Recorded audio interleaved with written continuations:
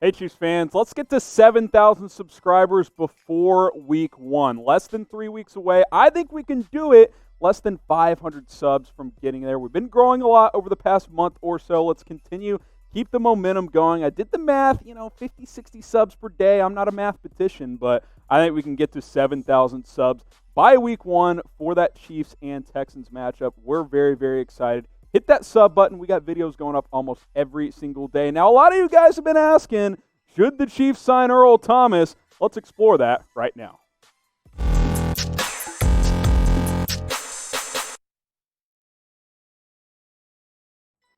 I'm your host, Harrison Graham, as always, here on the Chiefs Report. You guys have been sliding into the DMs. You've been tweeting at me, all that good stuff, commenting on our last couple of videos. Earl Thomas, you got to sign him.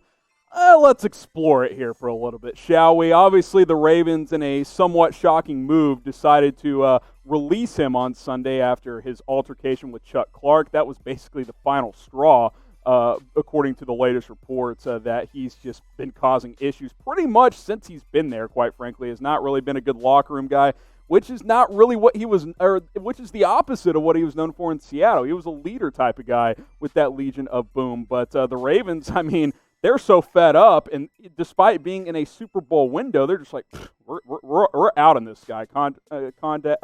Detrimental to the team. He's causing issues. He punched Chuck Clark, whatever it was, and all of a sudden, this guy has a track record that you're not looking for over the past couple of years.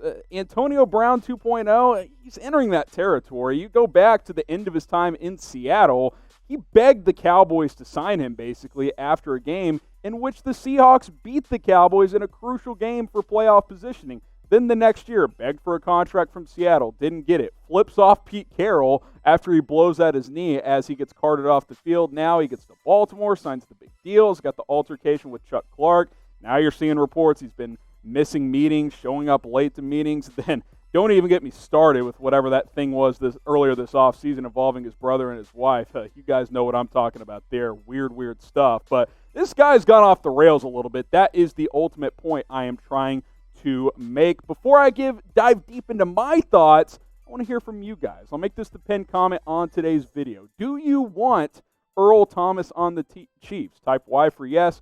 Type in for no. Scroll on down, top part of the comment section. You can reply right there. The answer is hell no. Stick away from this guy. You don't need Earl Thomas. The Kansas City Chiefs are defending Super Bowl champions, and they already have Tyrann Mathieu and Juan Thornhill. More on Thornhill in a minute. He is recovering from the injury, but Earl Thomas is just not worth the baggage he's brought over the past 24 months or so. Good player, no longer an all-pro, by the way. I should mention that as well. If this was peak Earl Thomas with the baggage, maybe it's something different.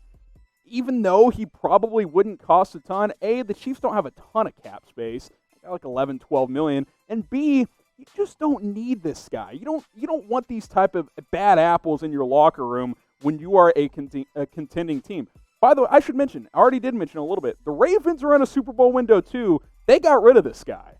I don't think the Chiefs should bring him on board. Like, that does not make a lot of sense to me. Matthew's really good. Juan Thornhill, maybe he's not ready for week 1, but he's going to be back very, very soon. You got guys like Dirty Dan Sorensen who played great in the playoffs. You can mix and match some pieces in that secondary. You can get by. You don't need Earl Thomas. Like, peak Earl Thomas, I love the guy, but the more and more you read and hear about this guy, like, Baltimore is as high class of an organization as it gets in the NFL, and they just said see ya to one of the best safeties in the league. That speaks volumes to me. I don't want him in the Chiefs locker room. You guys can disagree, but I just do not want this guy. And I mentioned Tyrann Mathieu.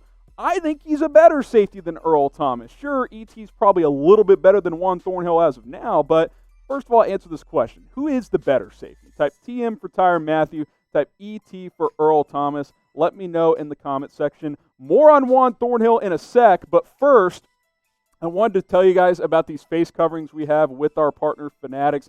Chatsports.com/Chiefs masks. Earl Thomas hadn't been a very smart guy recently. Wouldn't shock me if he hasn't been wearing a face mask either, because he's just not a great decision maker these days.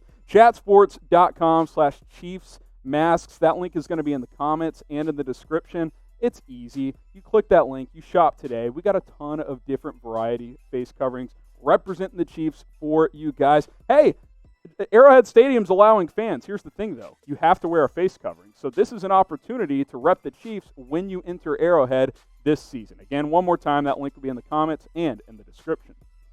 So let's compare him to Juan Thornhill, because obviously if you sign him, he's probably going to start over Juan Thornhill, and I just don't think that's a good idea. Now, if the Chiefs were like, oh, he's going to miss half the season, maybe that's different, but I still don't want to touch this guy. I still think you can get by with what you have. Thornhill was good last year. He was more productive on the raw stats, and he's a young, ascending player. Earl Thomas is 31 years old. Juan Thornhill is a second-year player in the National Football League who had 3 touchdowns last year. Now, he's still recovering from the torn ACL in Week 17 last year. He's getting closer. He's starting to participate in those individual drills off to the side. He's on the PUP list, so he hasn't been fully cleared to return to full team activities. But that tells me if he's starting to do individual stuff at training camp, he's close, right? Now, maybe he's not ready by Week 1 close, but ready by Week 3 or 4, I think that's close enough to not even come close to messing with Earl Thomas, despite this being one of the premier safeties in the National Football League over the past decade, to be honest. Even in recent years, he is still really good, but injuries have crept up a bit.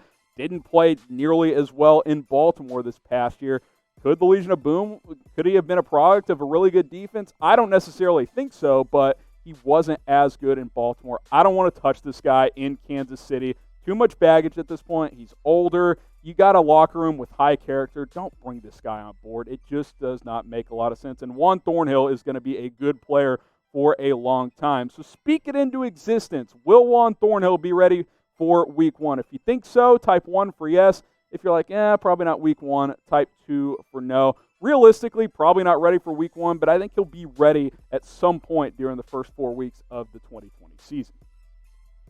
And so let's just look at the defense as a whole as we talk about, should they sign Earl Thomas? My answer has been clear. It's a no. Love this defensive line. You got Chris Jones, Frank Clark, a lot of good depth pieces there.